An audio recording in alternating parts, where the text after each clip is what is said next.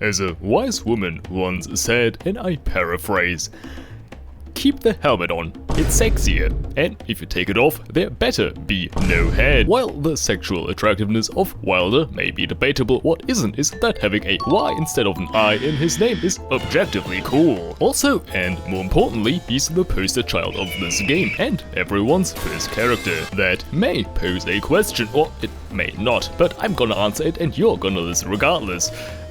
How the fuck do you wild it? Well, first, his kit. He gets a unique greatsword combo, which is basically identical to the normal one, but who cares, it looks neat. His skill allows him to hook onto enemies, and depending on that enemy's weight on a scale from bingus to big flopper, you either pull them towards you or yourself towards them. The best application for this skill, however, is not hitting the enemy in front of you, but instead the ground, who may well be an enemy in its own right, but I digress. Hooking into the ground enables you to slide forwards and then jump, leading to pretty insane mobility. This may then be used to avoid bosses' AoE attacks, close the distance to lead into a plunging attack, or simply for faster travel times, which in Fortnite terrain is much more useful than one might expect, and often leads to one more boss or camp taken out at the end of the day, yielding more runes, buffs, and equipment. His ultimate is much more simple. You hold it, deal stupid stance damage, oftentimes enough to outright drop bosses to their knees and intimately penetrate them. You can also press it, but just because you can doesn't mean you should, just like you theoretically can descend your entire weight concentrated upon your bossy dung funnel, if you will, upon a singular jar. But you wouldn't. Because you're a coward. Well, you can press it following a jump after your skill though, which has virtually zero practical application, but every time you do it, your cock grows by an inch, you sick fucking bastard. And his passive is, in extra life. You just get to cheat death once. Yep, that is perfectly balanced. Next, relics. He has 3 character-specific relics, those being Flame Spread upon ult, 2 skill charges, and a hook shot follow-up attack. The Flame Spread is broken. Use it, whatever else the sacrifice may be. It like fucking doubles your ult's already astronomical damage into territories only describable by.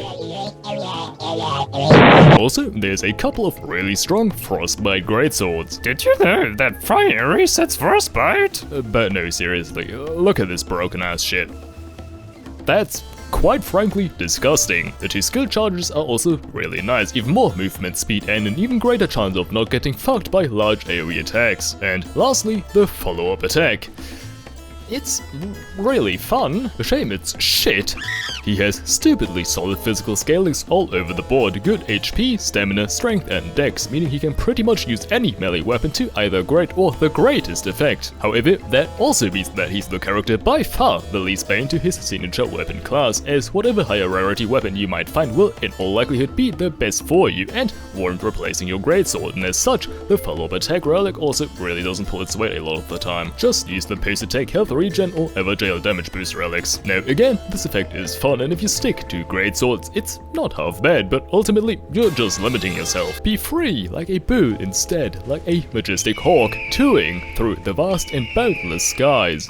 So then, how does an objectively quantifiably perfect Wilder run look like? I start in with Bloodborne HP regen, Flame Spread and Double Hook Shot, as well as Dark Souls 2's Dragon Ass's relic. Carried until impelled by a majestic hawk tour, I land pretty much directly in front of a church, get a gold foul foot. I quickly do this fort, get a Flamberg and a Stone Sword key. The Flamberg is pretty much the best weapon you can get with the Wilder early on, alongside with the Fort Greatsword, as they inflict bleed without sacrificing too much base damage, though this one has Stormcaller. There's many better skills out there, but whatever. I plan to head to the second northern church, but on the way spot a hippo and a dragon, both of which I am immediately set on killing. In base Elden Ring, the hippo is as despicable as it is, mostly because of its bullshit grab boxes. However, with nightreign's added mobility, avoiding that attack really isn't a big deal. So, stance break, bleed, stance break yet again, and it's there. Improved stance breaking as a reward, basically as good as it gets, and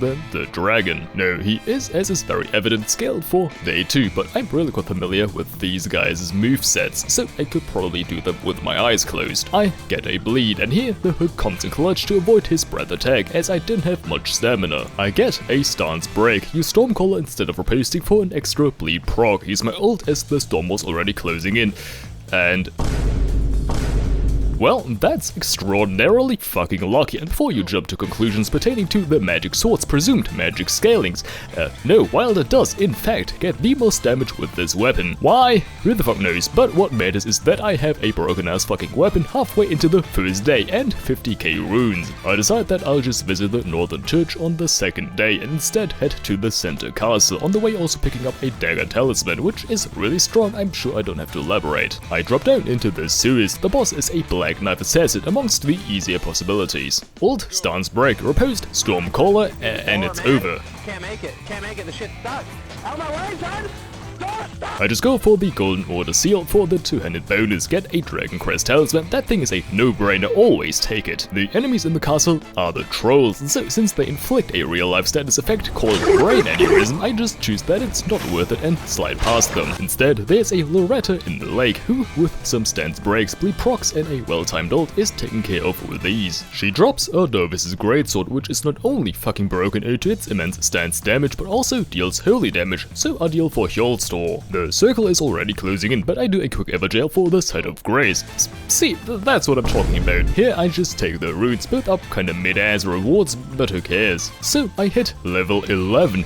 May I remind you, it's day 1, so I can also use the Sword of Night and Flame. Day 1 boss, demi-humans, and with all my experience, all my tenacity accumulated over 1.5 decades of Souls games, I am victorious, if barely. Successive attacks restore HP, not particularly good, but it does something, I guess. I grab 2 churches and, yes, 4 spawn, so I'd end up with the full 8 heals, then immediately head over to the middle castle yet again, buy a pouch and a Wending Grace, why not, and make my way to the boss at the top. It's a tree spirit, so not hard by any stretch, but because I'm dog shit at the video game, I fall down. Still manage to kill him, more HP regen, because there isn't anything else remotely worthwhile. I then go to check on the greater foe in the woods. It's a black gargoyle, so I take an immediate U-turn. Sometimes it's okay to pull out, you don't always have to go all in, risk things you might regret later. Instead, I do a day 1 Miranda Blossom, more stamina regen is always welcome. Then, a Fell Omen invades me, however he failed to consider that I have a fully charged ult, and so I fell the Fell Barnacle Man,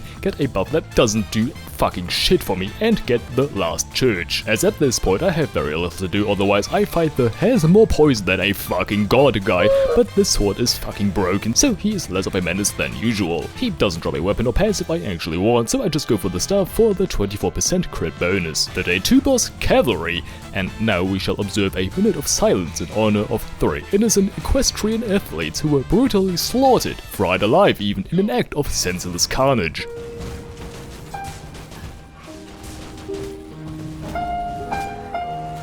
Ooh, physical damage negation. Nice. And then Hjolstr awaits. I switch to Ordovis's greatsword with every other weapon providing a at least marginally useful passive, 2 broken talismans, and 2 Wending Graces. If I failed here, I could, with all legitimacy, be assigned the title of the most inept fucking idiot to have ever played any video game ever. Who am I kidding? This shit is way too fucking easy, no problem. No, don't get me wrong, I played absolutely abhorrently, but that did little to detract from how utterly broken this character truly is. I got 3 fucking stance breaks in phase 2. How is that even a thing? How is that even allowed to be a thing? So, in summary, Wylder. Cool name, very sexy, so balanced, he's broken. Outside of his inability to use spells, he basically has 0 flaws. He just works. Okay, video done. Subscribe, like, bye.